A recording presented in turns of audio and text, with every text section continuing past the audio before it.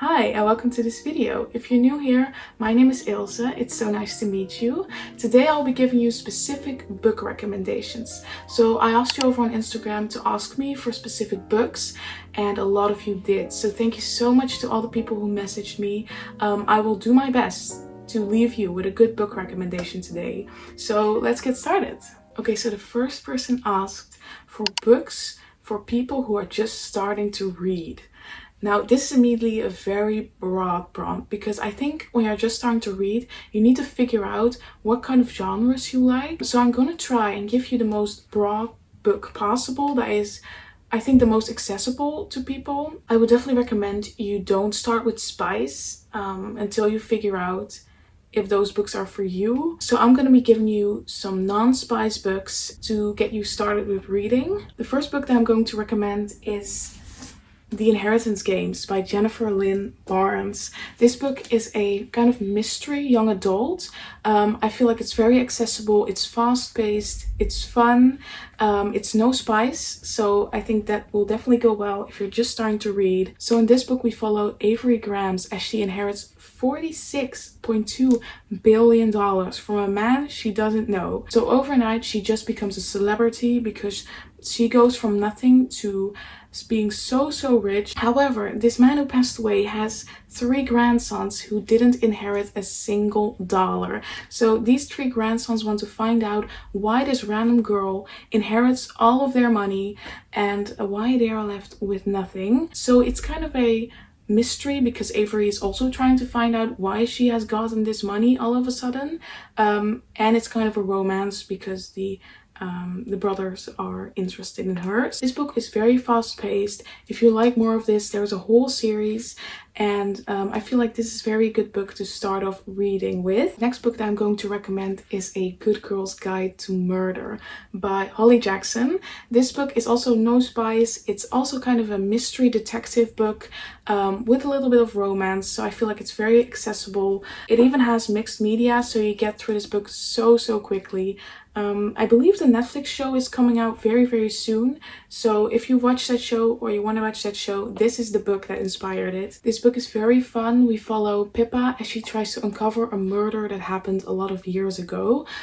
There's this one person who's kind of framed for it, kind of like in To Kill a Mockingbird.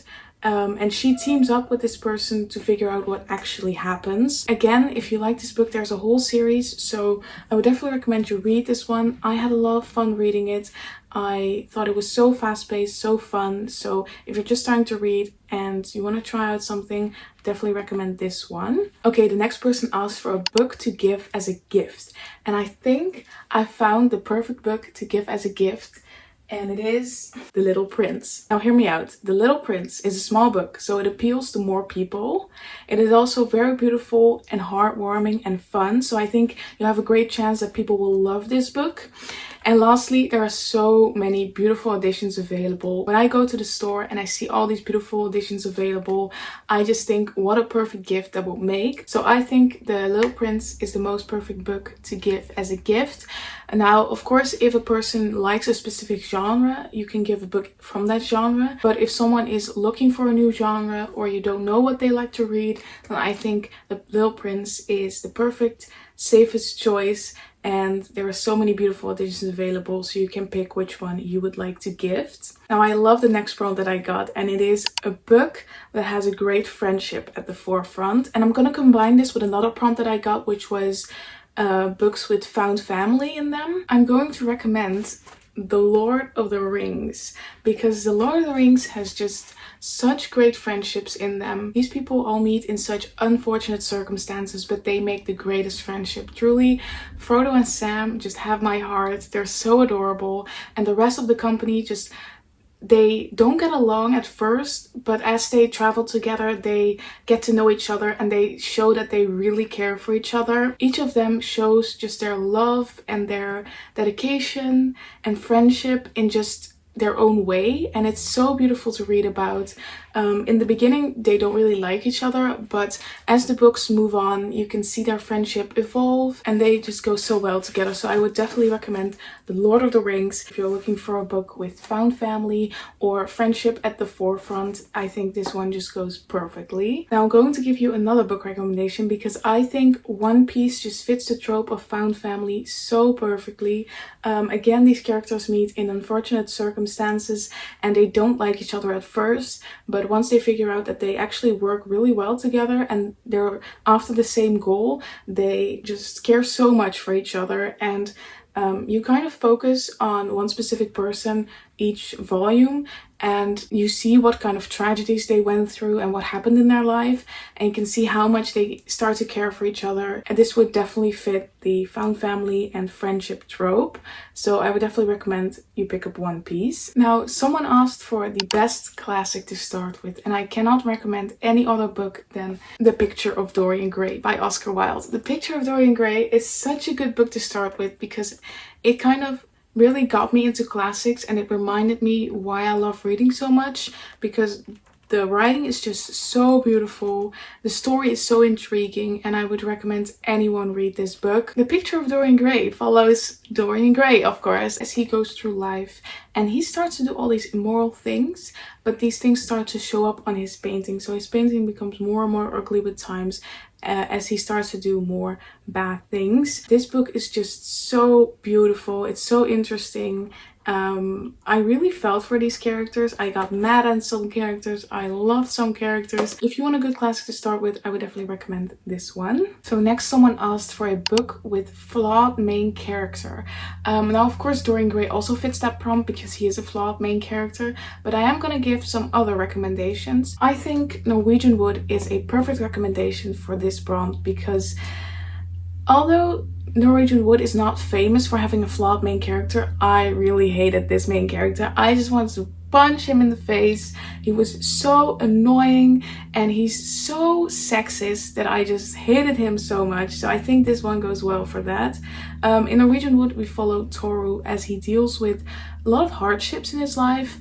He loses his best friend, and this book is kind of about how he deals with it, but also how his friends deal with that. He meets a lot of people. There is no female in this book who is not interested in our main character, which I don't understand why, because he's not all that interesting. Our main character gets it on with every female in this book except for one, because he doesn't like her because she is fat. Yes, that's the level of this book. It was so sexist, and that is what I hated about this book. However, the story itself, if we forget that, was great. I love the story.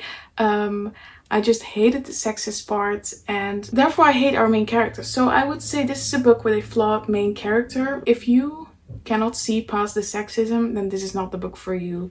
But the story of Naoko and Toru is quite good, so I would still recommend you read this one. However, do understand that it's not women friendly. Another book with a flawed main character is The Catcher in the Rye. Now this character is flawed for different reasons. It's more because a lot of bad things happen in his life and he just doesn't know how to deal with it. He doesn't have a support system. He's flawed because he's so left alone. He's so alone. He's very much searching for his purpose and what to do in the world, and he kind of chooses to be very nonchalant and very reckless about it. In the beginning he's definitely not a very likable character, but once you understand where this angst comes from, I think you can really appreciate his character. So I would definitely recommend The Catcher in the Rye by J.D. Salinger. Nextly, someone asked for a book talk book that was worth the hype. Ooh. Now, a book talk book that deserves its hype, I think, is The Secret History by Donna Tartt. Now, by my tabs, you can see that I really love this book. It got a lot of hype on TikTok, so I definitely categorize this as a book talk book. Now in this book we follow a group of students and they study the classic studies, and they kind of become this kind of cult and they start to do these very elitist, immoral things, and eventually their cult meetings end in 2 murders, and then it becomes kind of how to get away with murder. So this is definitely a very dark book. It is also sometimes slow paced. I definitely think it could have been way shorter, but I definitely think it's worth the hype. I loved it a lot. So yeah, that's The Secret History by Donna Tartt. Next, someone asked me for an underrated book, and I've got the perfect recommendation for you. This book, I've heard no one talk about it. I haven't seen it anywhere, but when I read it, I enjoyed it so much. It was funny, it was fast-paced, and I would definitely recommend it. It's Arsène Lupin versus Sherlock Holmes. When the French police cannot catch Arsène Lupin, they ask for the help of famous detective Sherlock Holmes. Now this is kind of a cat and mouse game where they chase each other, and I was expecting going into this book that they would never meet and it would just be like a Tom and Jerry situation where they never actually do something, but that was not the case. This book surprised me so many times. It has turns and twists. It's so funny. It's fun to read, and I would definitely recommend this one. I've heard no one talk about this and I don't understand why. I loved it so much. Now of course this book is written by Maurice Leblanc, and he is the original author of Arsène Lupin, so you kind of do need to expect that things are going to be a little bit in favor of Arsène Lupin because, you know, the author is the guy who invented him. Also, the author did not have the rights to name Sherlock Holmes this way, so I believe he's called Sherlock Sholmes or something. You can just look over that. The story is still really fun, and I would definitely recommend this one. So if you're looking for an underrated book, this is the one. Next, someone asked for books to read in the summer, and I was thinking what I read last summer. I read People We Meet on Vacation by Emily Henry. This book is just set in summer. It's about summer, so it's perfect. In this book we follow Poppy and Alex, if I remember correctly, and they were childhood best friends, but then something happened that caused them to lose touch with each other. Poppy is now a blogger, and she goes on vacations and she writes reviews about those vacations, and then she goes on one last vacation and she decides to bring Alex there, so they kind of have the time to talk about what happened and find if there's still friendship left. I enjoyed this book. It was fun. I thought it was perfect to read in summer. If you already read this book, Emily Henry has way more books set in summer. Beach Read, Book Lovers, Happy Place, I think all of them are set in summer, so you can read anything by Emily Henry this summer. Then for another summer classic, I would go with The Summer I Turned Pretty by Jenny Han. This book just screams summer. It's a whole trilogy, so you can read multiple books this summer. This book follows Bella, and she's trying to figure out this love triangle with 2 of her childhood best friends. It has gotten a lot of great reviews, so I would definitely recommend you check that one out. Next, someone asked for a manga series to start with. Now, if you've been following me for a little while, you'll know that I'm kind of on this journey to find a manga series that I like. I've been trying multiple series and I've definitely found some good ones. So for this, I'm going to recommend Spy Family. Spy Family is one of the most accessible and fun mangas that I've read so far, so this is the one that I would recommend. Spy Family follows this little family of an assassin, a spy, and a telepath, and they go on these adventures to try and like save the world, but they don't know of each other's occupation. So the telepath child only knows what her parents are up to, but the parents don't know that of each other yet. They just see it as kind of part of the mission and that they need to remain professional, but they're actually starting to fall in love with each other. So that's what Spy Family is about. To me, it's actually really funny. I've laughed out loud so many times, and I would definitely recommend this one. I'm now on volume 2 and 3, so I'm kind of still new to the series, but I've been enjoying it so much. So great manga to start with would be Spy Family, in my opinion. Next, someone asked for a book to read when you cannot sleep, and I think I've got the perfect recommendation as well. It's After Dark by Murakami. This is the perfect book to read when you cannot sleep. It follows all these people who are also awake at night. They're either doing their job or in the hospital, or just they can't sleep either. So this book will keep you company through the night. It also has a playlist to play throughout the night and timestamps. So you can read this book across one night and you can follow the timestamps of the book. It follows many characters, some more likable than others, but I would definitely say this is a good recommendation for when you cannot sleep.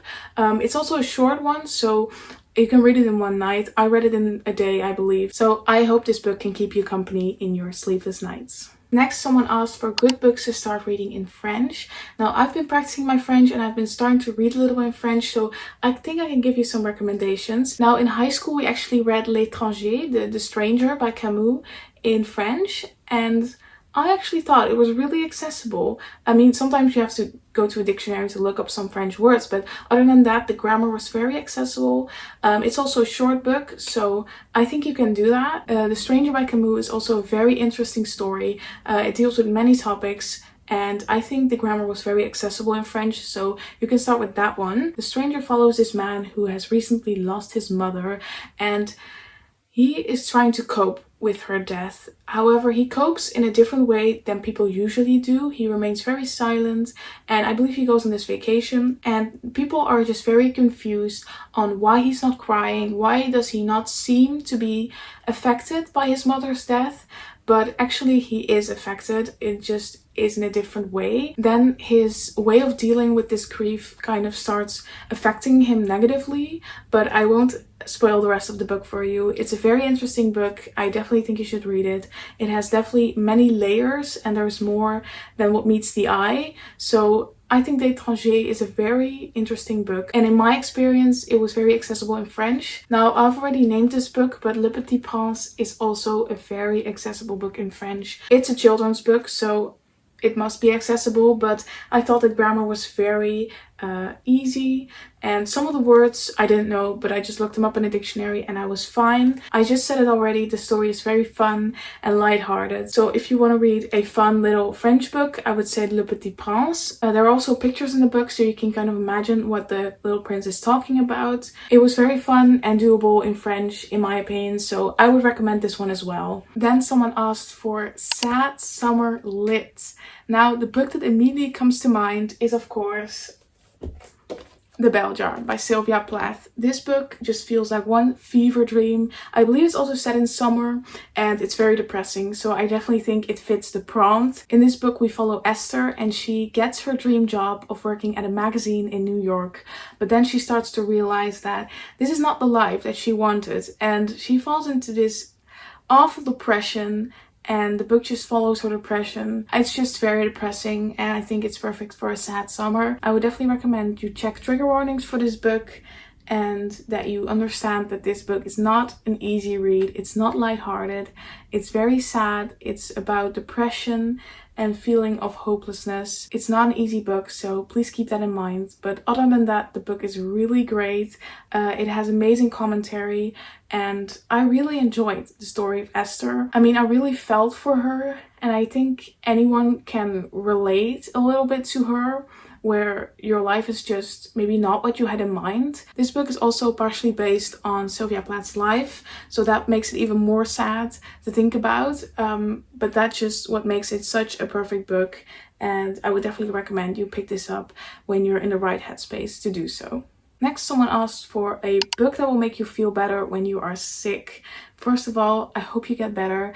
Being sick sucks so much, so let's find a book that goes perfectly when you are laying in bed and feeling the worst. I think that book must be Legends and Lattes by Travis Baldree. I read this book last month and it really feels like a hot cup of coffee. The book is so good at being cozy and fun. There's not much danger happening. It's very low stakes. When you're feeling at your worst, you can just flip through the book. It's very fast paced. It's about an orc who's starting her own coffee shop and the friends she meets along the way. It's fun and it's cozy, and I think it will definitely make you feel a whole lot better. So I would recommend Legends and Lattes by Travis Baldree. Next, someone said a book that will get you through the 5 stages of grief at once. Wow, you guys are asking for very specific books.